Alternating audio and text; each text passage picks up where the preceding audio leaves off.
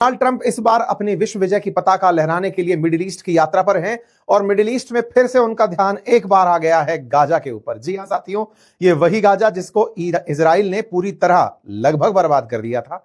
Middle east देशों ने जिसके सामने घुटने टेक दिए थे, ट्रंप जहां पर सहमति कराने चले आए थे, उस गाजा पर फिर से इनका ध्यान निकल आया है। कुछ समय पहले अपना ध्यान यहां से हटा चुके ट्रंप पूरी दुनिया को फिर से इसकी तरफ अग्रसित को अपने कब्जे में लेने का लगभग मास्टर प्लान जारी कर दिया है।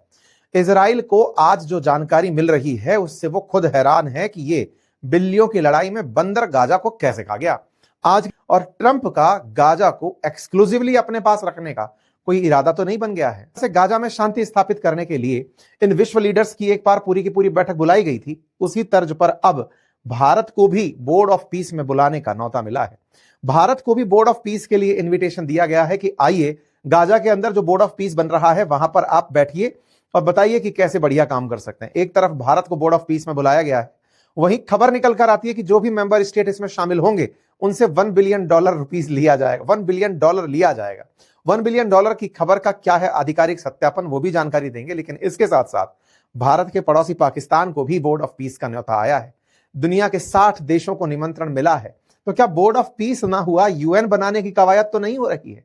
वैसे भी हाल ही में ट्रंप ने यूएन समेत यूएन और गैर यूएन की लगभग 66 ऑर्गेनाइजेशन से अमेरिका को बाहर निकाला है। तो कहीं ऐसा तो नहीं कि पैरेलल एक यूएन बनाने की तैयारी में डोनाल्ड ट्रंप निकल रहे हों और ये कह पाएं कि यूएन की प्रासंगिकता तो ऑलमोस्ट खत्म हो गई है, अमेरिका ही पावरफुल अब देश बचा है। और जब अमेरिका पावरफुल बचा है तो आइए हमारे साथ ही फैसला करिए क्या रहेगा क्या नहीं। दुनिया के बाकी और सभी संगठनों को गौण कर दीजिए। आज ट्रंप ने 60 देशों को जो इन्विटेशन भेजा है, क्या ये यूएन मिटाने की कवायद है या फिर गाजा से इजराइल को हटाने की? सारी जानकारी, क्योंकि इजराइल का रिएक्शन आ चुका है।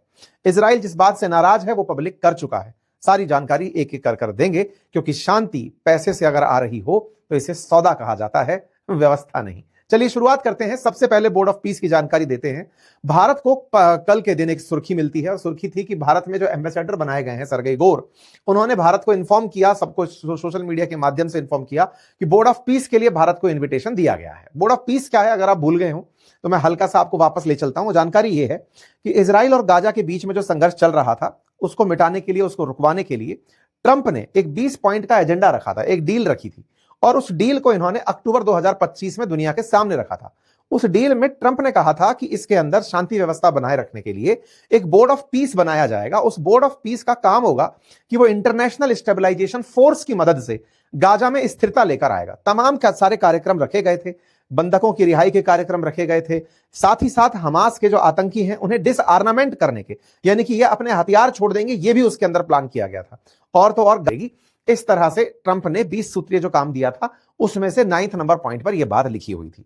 इस बात को बाकायदा इन्होंने 13 अक्टूबर 2025 के दिन जो शर्म अल शेख इजिप्ट के अंदर बैठक बुलाई गई पीस प्लान के नाम पर, पीस 2025 के नाम पर, अक्टूबर 2025 में, उसमें दुनिया भर के कई नेता, कई European leaders, Turkish leaders, middle east के नेता, इन सबको बुला करके, या फिर ये कहिए कि सारे प्रेशर ग्रुप्स को इकट्ठा करके कहा गया कि अब गाजा के अंदर स्थिरता लाने का यह प्लान होगा।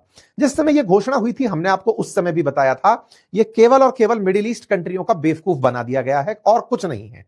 उन लोगों से मुस्लिम ब्रदरहुड का पूरा एडवांटेज ट्रंप लेकर चले गए हैं, उनको डराकर उनके सारे डर का व्यापार ट्रंप करके ले गए हैं। हमने पूरी कहानी बताई थी कि कैसे ट्रंप को भी समझ में आ गया कि 2 महीने हो गए, कोई भी बाहर निकल कर नहीं आया, मतलब गाजा के नाम पर बेइज्जती होना तय है। लोगों को पता चल जाएगा कि गाजा का प्लान फेल मार गया है।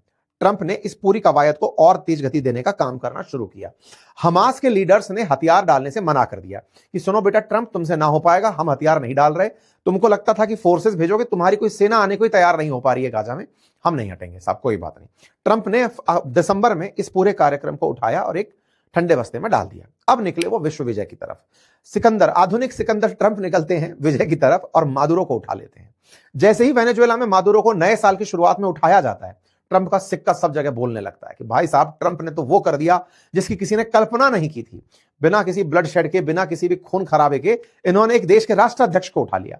पूरी तरह से एक डेमो सेट करके कामयाब हुए। न चीन बोला, न रशिया बोला, कोई देश निकल कर नहीं आया। सब बस अपील ही करते रह गए। यूएन के अंदर किसी ने भी वेनेजुएला के समर्थन में फोर्सेस भेजने की बात तक नहीं करी। इनको सेटिंग सेट हो गई कि बेटा ना कोई बोलने की स्थिति में है और ना ही होगा। ट्रंप ने फिर रही सही कसर, तुरंत उसके बाद एक तरफ ग्रीनलैंड पर बात फेंक के और दूसरी तरफ ईरान में युद्ध जैसी सिचुएशन बनाकर कर दी। ट्रंप ने ईरान में जो हालात पैदा किए, ट्रंप की कैलकुलेशन भी जानती थी कि ईरान में खमनेई को गिराना इतना आसान नहीं है। इनके समर्थन में हजारों लाखों लोग हैं, इन्हें गिराना इतना आसान नहीं है। मुसलमानों का जो शिया ग्रुप है वो इन्हीं के अंदर इस्लामिक रेवोल्यूशन देखता है, वो मानता है कि यही है जो इस्लाम को बचाने का काम करेंगे शियाओं के लिए। ऐसे में ट्रंप इनको उखाड़ फेंकने के लिए ईरान में जिन लोगों को उत्साहित किए, मोटिवेट किए, उन प्रदर्शनकारियों को इन्होंने बलपूर्वक कुचल दिया। नंबर्स बताते हैं, कुछ लोग कहते हैं 12,000 प्रदर्शनकारी मारे गए, कुछ लोग कहते हैं 10,000 मारे गए।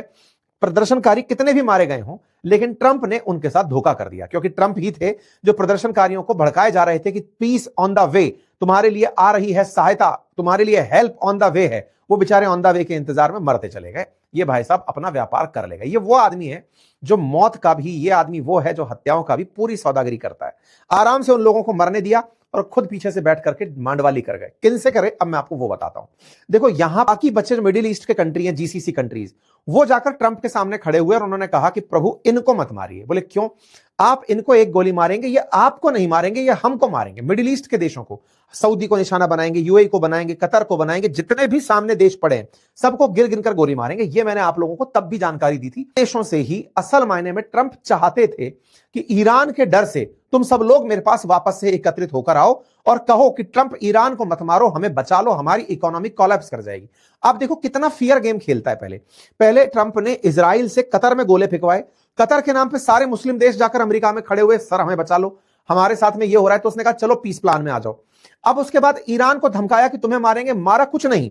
वहीं दूसरी तरफ ये सारे देश जाकर के पहुंचते हैं ट्रंप के पास कि सर आप हमारे लिए इतना सा तो कर ही सकते हो, उसको मत मारो, हमारे देश में अस्थिरता आ जाएगी। बोले ठीक है, अगर तुम्हारा ऐसा प्लान है तो मैं पीछे हटने को तैयार हूं, लेकिन बदले में सुनो, मैं पीस प्लान लेकर आ रहा हूं, चलकर आना पड़ेगा। पीस प्लान है क्या?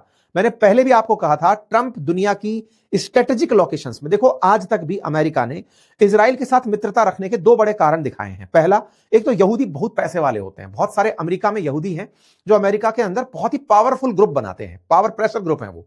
दूसरा क्या है कि इजराइल की लोकेशन जो है ना मिडिल ईस्ट में, वो वहां है जहां से वो पूरे मिडिल ईस्ट पर कंट्रोल कर पाता है अमेरिका। मतलब एक्सटेंडेड इजराइल अमेरिका कहा जा सकता है इजराइल को।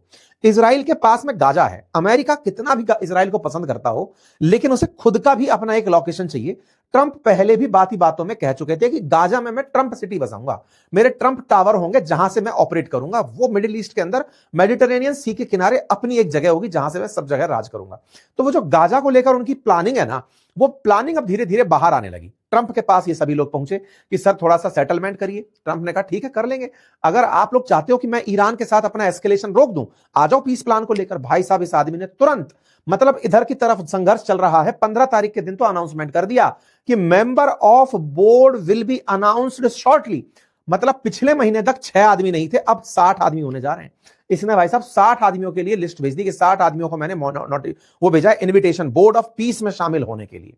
चूंकि अब तो इनका सिक्का चल रहा है, इधर ग्रीनलैंड को धमकाए फिरे हैं, मादुरो को अपने पास बंधक बनाए फिरे हैं, ईरान के चलते मिडिल ईस्ट के सब देश खामोखा सामने खड़े हैं कि सर प्लीज बचा लीजिए। इनके हौसले एकदम बड़े हुए हैं। इन्होंने कहा कि आओ बेटा, अब तुम्हें board of peace of board जो बनाया जा रहा है, मेंबर ऑफ बोर्ड के अंदर आप लोग शामिल हुई। इसके लिए बकायदा व्हाइट हाउस की तरफ से एक अनाउंसमेंट आता है। अनाउंसमेंट के अंदर एक 3 स्ट्रक्चरल बॉडी निकाली जाती है, और 3 स्ट्रक्चरल मतलब 3 स्टेप में एक बॉडी बनाई जाती है। वो ये है कि सबसे ऊपर तो होगा बोर्ड ऑफ पीस। इस बोर्ड ऑफ पीस के अंदर कुछ इस प्रकार से ट्रंप के अलावा 7 लोगों को शामिल किया जा रहा है।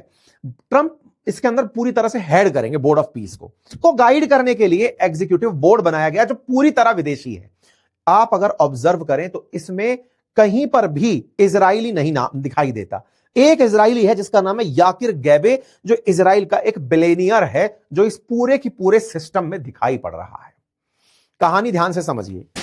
बोर्ड ऑफ पीस बनाने की बात हुई थी शुरुआत में, और आईएसएफ बनाने की बात हुई थी।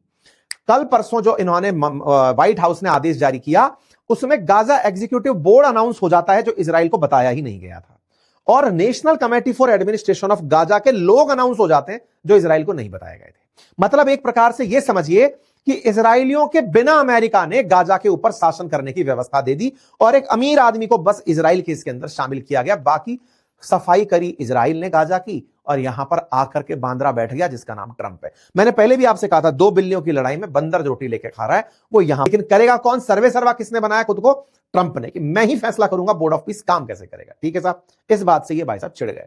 इनकी तरफ से ट्वीट आता है, प्राइम मिनिस्टर इजराइल की तरफ से कहा जाता है, the announcement regarding the composition of Gaza executive board which is subordinate to the board of peace was not coordinated with Israel and run contrary to its policy। कि बोले भाई कभी तो ये बताया ही नहीं गया था, ये अचानक कहां से आ गया?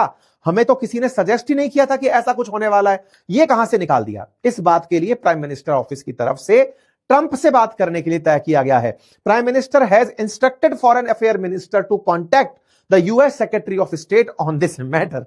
इजराइल के साथ भी धप्पा बोल दिया इस आदमी ने। ऐसा कोई सगा नहीं जिसे इसने ठगा नहीं। इजराइल जिसके माध्यम से गाजा साफ करवाया गया, उसी इजराइल को इसने धोखा दे दिया, क्योंकि इन लोगों को यह बताया ही नहीं गया कि सुनो बेटा, तुमसे जो जगह हम ले रहे थे उसमें अब तुम्हें ही शामिल नहीं किया जाएगा। और तो और उन सारे लोगों को टर्की, जो कि इजराइल से सख्त नफरत करता है, उसे जगह एग्जीक्यूटिव बोर्ड में दे दी गई। साथ ही साथ पाकिस्तान, उसको इसमें जगह दे दी गई जो इजराइल को आतंकवादी मानता है। कतर, जिसको ट्रंप ने माफी बुलवाई नेतन्याहू से कि माफी मांगो कतर से, उनको इसमें जगह दे दी गई। कुल मिलाकर के नेतन्याहू को जो गाजा से अपेक्षा थी उस पर पानी फेर दिया गया है। और इस मिडिल ईस्ट पर जो इजराइल अब तक भारी था, उसमें गाजा के अंदर ट्रंप अपनी दावेदारी ठोक चुके हैं कि भैया ये जगह अब हमारी होगी और हम यहां पर काम करने के लिए बढ़ रहे हैं। ज्वाइन करने से दुनिया भर के देश फिलहाल डर रहे हैं। वो यहां पर गाजा में शांति चाहते हैं, ये तो सच है, लेकिन कहीं इस गाजा की शांति के नाम पर अमेरिका को और हवा ना दे दें, 60 देश शामिल होकर के यूएन के पैरेलल एक और संगठन को खड़ा ना कर दें, इस वजह से अभी तक कोई भी रिएक्शन देने से डर रहा है। लेकिन ट्रंप तो ट्रंप है, निकले हुए हैं अपनी जिद पर, चाहते हैं कि मैं पूरी दुनिया से कहलवा दूं कि हां, केवल ट्रंप ही इस दुनिया के लिए बचे हैं। बाकी आप लोग